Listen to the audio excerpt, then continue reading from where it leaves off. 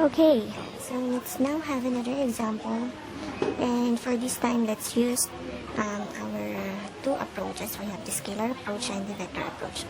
So from this figure, this is in the form of 2D, so we only have our x and y axis, or I and j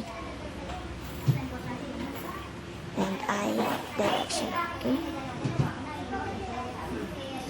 so what we are given here is just there's a pipe system here, and there's a force acting upon at the end of this pipe system. We have force 1, 500 Newton along y direction, and force 2, 300 Newton along x direction.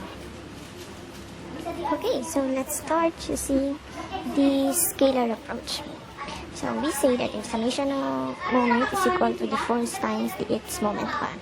So we have here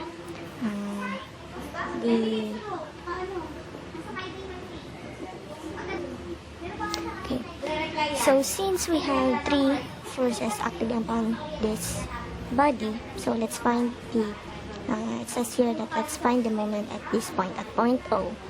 So we have to sum 3 since this force has a moment arm, this force has a moment arm, and this force has a moment arm from this point. Okay. So first we have the force 1. First, let's establish the sign convention. So I choose here that clockwise is our positive direction. So since if we analyze this force 1, it will create a counterclockwise rotation from this body. Okay. So here, this is our point there, and we pull this F1, so it will create a counterclockwise rotation. So if we pull this force, so it will create a counterclockwise rotation. So it is against our sign convention, so it must be negative. Then its perpendicular distance from this point is from here up to this point. So we have a total of 1 meter plus 2 meter, then plus its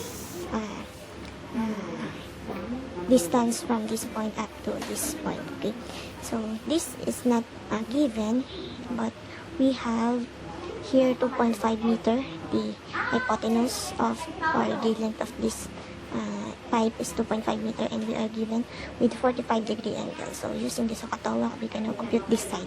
Okay, so 2.5 goes in 45, we have 1.77 meter. So all in all, this length 1 to 1.77, its moment arm is 1 plus 2 plus 1.77, okay, or 4.77. So that is for force 1, moment created by force 1. So for force 2, so this is force 1. So for force 2, so the moment it created when we analyze this is positive or negative. So let's analyze again. If we have here something like this, and we pull this end here, then this system will rotate to this direction. Okay, so when you pull here, it will rotate the body to clockwise. So since it is the moment it produces is clockwise, then we have a positive moment here. So 300, and what is its moment arm? So this is the 90 degree distance from this point up to this point.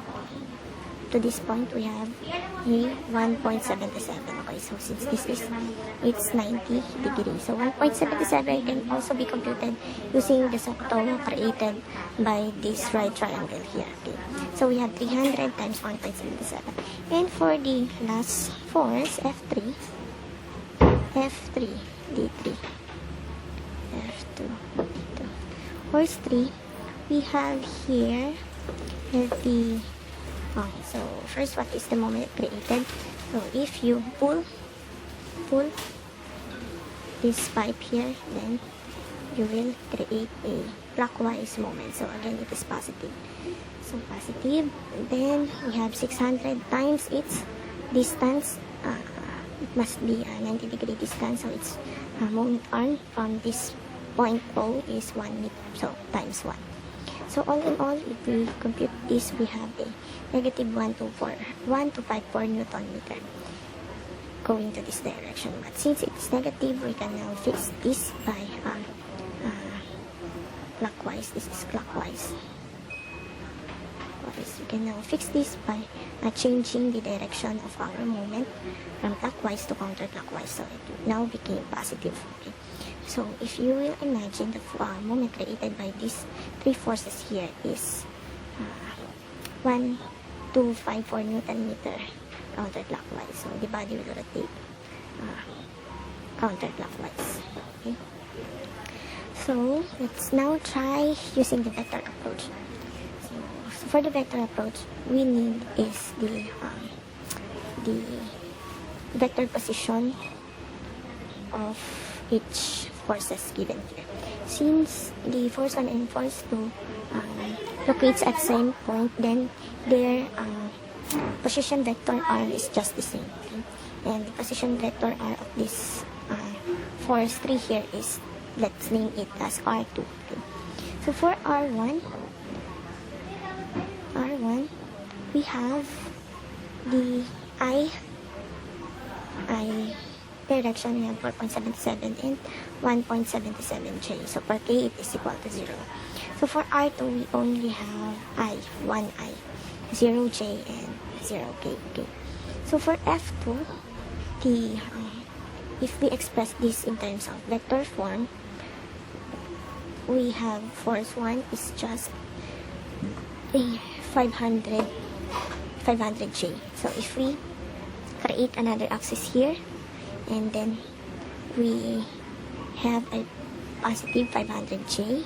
So for I2, we have positive 300I along IJ or IX direction.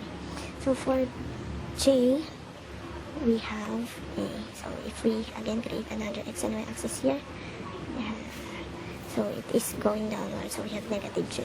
Okay. So after that, we do the cross product of the vector position times the force. So for R1,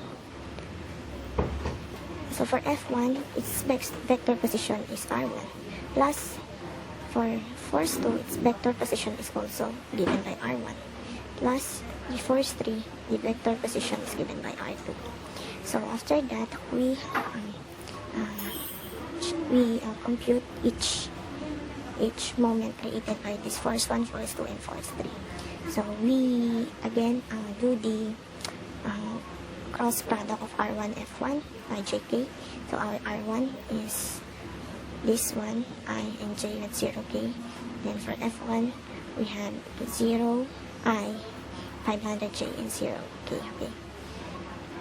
So then do the cross product. So we have for I, we have 0 times 0, so 0 for J, negative 47 times 0 times 0, and then we only left here with K, which is 4.7 times 500 minus 1.77 times 0. So I didn't write this term since it will only be cancelled out since it is 0. So we have here is 4.77 times 500K, we have 2385. So the same thing, we must do the same thing with this R1, F2, and R2, F3. So we have here the negative 531K and negative 600K. So all in all, if you sum these values, you can now determine the moment of 1,254 Newton meter, same as here. Okay, but always pala, when it turns a vector approach, our sign convention is always like this if we are in vector approach. counterclockwise is positive. Okay. So since we got a positive moment here, then the sign convention is correct. So we have a counterclockwise 1 to 5 per Newton meter. Okay. So by the way, if you notice why the moment, if in terms of 2D, is always at k direction, since if you will imagine, like for example, this is our y, this is our x, and this is our z direction. So this is our xyz axis. Then if we exert a force here, then it will rotate. They will rotate at this z axis. That's why our answer is in terms of moment at k direction. Okay, again, this is our x, y, and z. And then if we apply the force which can cause a moment based from this, if we apply the force here, for example, force here, then this body will rotate. This body will rotate along its z axis or along k direction. So if it is in terms of x and y, its moment rotation is at z. If it is at y and z, then its moment axis is along x, and so on and so forth.